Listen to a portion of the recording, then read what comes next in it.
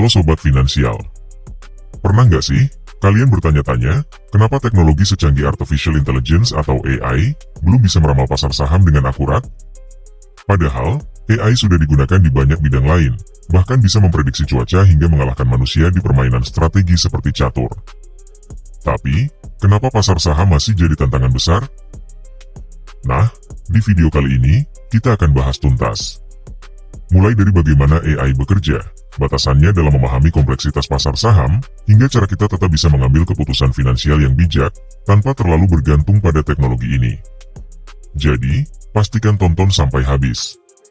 Pertama-tama, mari kita bahas dulu apa itu AI. AI adalah teknologi yang meniru kecerdasan manusia, untuk memproses data dan menghasilkan pengetahuan. Misalnya, AI bisa membaca pola dari data besar, seperti harga saham historis atau laporan keuangan. Tapi disinilah masalahnya. Pasar saham itu nggak cuma soal data dan angka. Ada satu elemen yang sangat sulit dipahami oleh mesin, yaitu emosi manusia. Pelaku pasar sering mengambil keputusan berdasarkan sentimen, bukan logika. Misalnya, panic selling.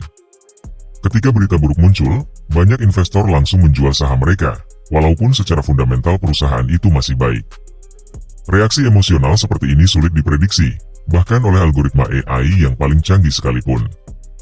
Sobat, AI sebenarnya punya keunggulan besar dalam menganalisis data. Ia bisa memproses jutaan data dalam hitungan detik.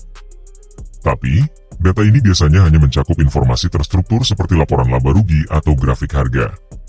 Sedangkan sentimen pasar, seperti ketakutan atau euforia, seringkali berbentuk data tak terstruktur seperti tweet, berita, atau obrolan di forum. AI memang bisa membaca sentimen dari teks, tetapi ini jauh lebih rumit dibanding membaca angka. Misalnya, apakah tweet seseorang tentang kejatuhan pasar itu bercanda atau serius? AI seringkali salah mengartikan konteks seperti ini.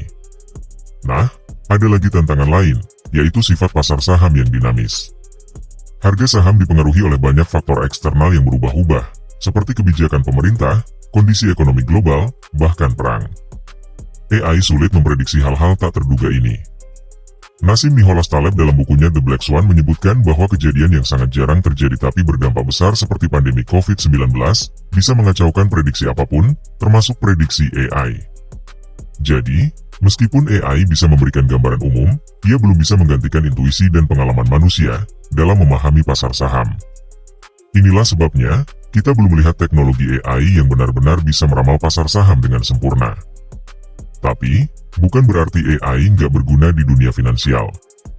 Banyak perusahaan menggunakan AI untuk membantu analisis data, mengidentifikasi peluang investasi, bahkan mengelola portofolio.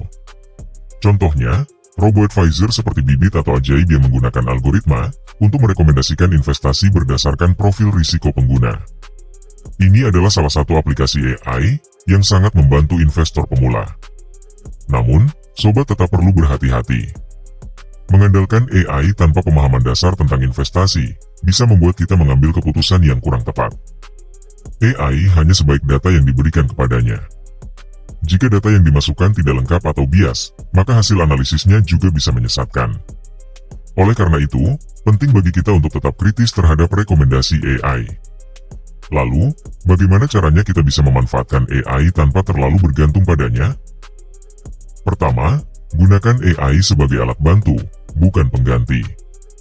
AI bisa membantu kita menganalisis data, tetapi keputusan akhir tetap ada di tangan kita. Kedua, terus tingkatkan pengetahuan finansial kita. Dengan memahami dasar-dasar investasi, kita bisa mengevaluasi apakah rekomendasi AI masuk akal atau tidak. Ketiga, jangan lupa untuk diversifikasi portofolio. Pasar saham penuh ketidakpastian, dan diversifikasi adalah cara terbaik untuk mengurangi risiko. Sobat, meskipun AI belum bisa meramal pasar saham, ada satu pelajaran penting yang bisa kita ambil. Tidak ada teknologi yang sempurna. Keberhasilan finansial kita tetap bergantung pada keputusan kita sendiri. AI adalah alat yang luar biasa, tetapi ia hanya satu bagian dari strategi investasi kita. Jangan sampai kita kehilangan kendali atas keputusan finansial kita, karena terlalu bergantung pada teknologi ini. Jadi, jika sobat ingin mencapai kebebasan finansial, kuncinya adalah keseimbangan. Gunakan teknologi untuk mendukung, tetapi tetap pegang kendali atas tujuan finansial kalian. Lalu, Bagaimana dengan masa depan? Akankah AI suatu hari mampu meramal pasar saham? Mungkin, tapi itu membutuhkan terobosan besar dalam cara AI memahami data tak terstruktur dan emosi manusia. Namun, bahkan jika AI bisa memprediksi pasar dengan sempurna, kita tetap harus siap dengan risiko. Pasar saham adalah permainan probabilitas, bukan kepastian. Jadi, apa langkah terbaik yang bisa kita ambil hari ini?